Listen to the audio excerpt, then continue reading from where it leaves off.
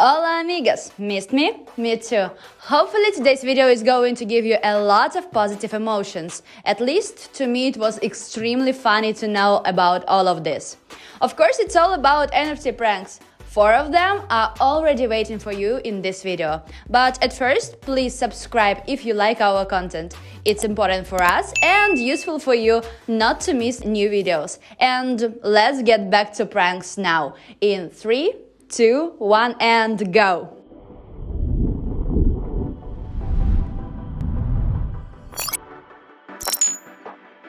The first one comes from an anonymous NFT trader known as OX65OD under art auction house Sotheby's. On the 23rd of February, somebody's were about to go live with a landmark estimate of $30 million. The sale revolved around a single lot of 104 CryptoPunk algorithmically produced pixelated avatars NFTs currently held by mentioned earlier OX65OD. But then, long story short, their plan didn't come true.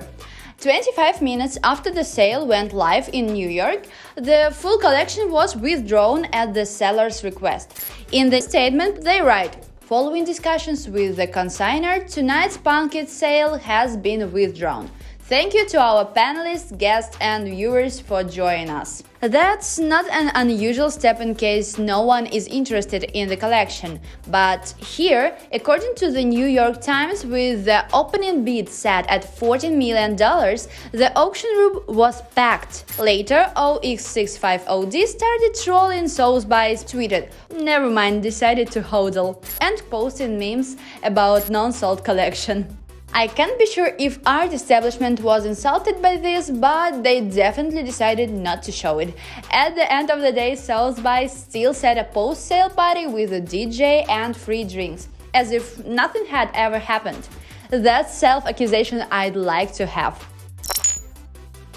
Moving on right to the prank number 2. Does the name Moxie Marlinspike sound familiar to you? Let me remind you. He is a person who bought and crashed a hot air balloon, used a picture of himself in an asparagus-shaped hat as his profile at a very serious conference, and who can forget the Instagram ads Signal tried to run that showered that Facebook's advertising profile thinks about you. Now he's trolling us with NFTs. He released some NFTs that can be shown differently on different platforms. They can be displayed as a poop emoji in your wallet if you actually buy it. As Marlinspike tweeted, he has created an NFT, but the image rendered differently based on who's looking at it. According to Marlinspike, that's how he's pulling this off. He's made an image rendered differently based on the IP or user agent that's requesting it. Turns out, not only Moxie Marlinspike pranked the NFT community, but they mocked him as well. In a very simple way, they started buying his NFTs that turns into a poop emoji.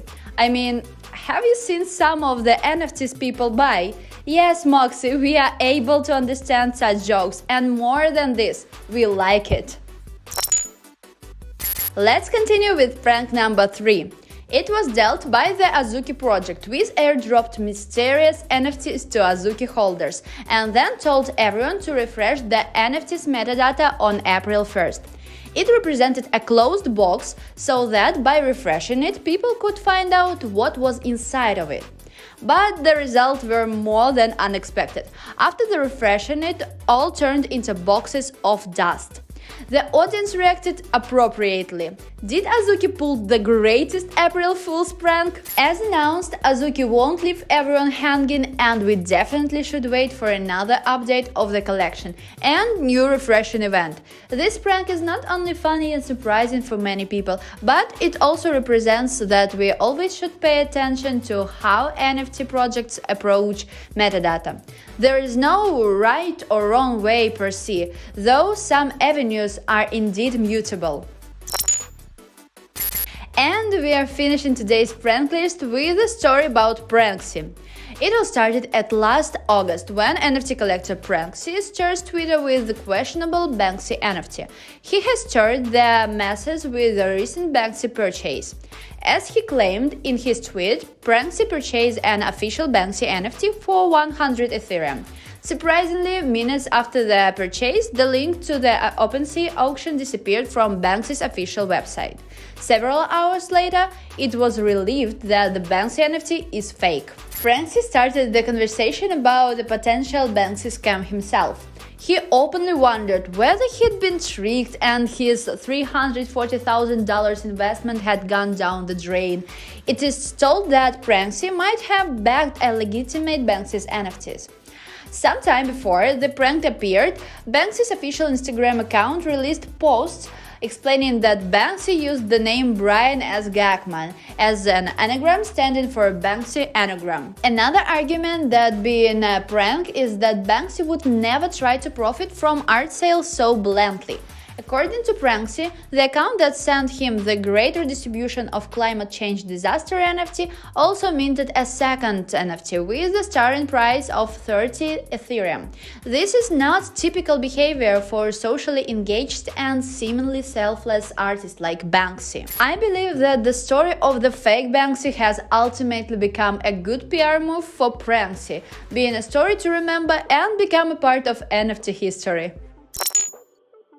I believe that the way all pranks should be: funny, not harmful, and completely understandable. It represents the unity of NFT community, common sense of humor and creativity. I'm sure that in the near future we'll see even more witty pranks, and for sure I'll share it for you. Now, don't forget to turn notification on and subscribe to our social networks. There is plenty of information about NFT and crypto. And I hope I see you in our next video.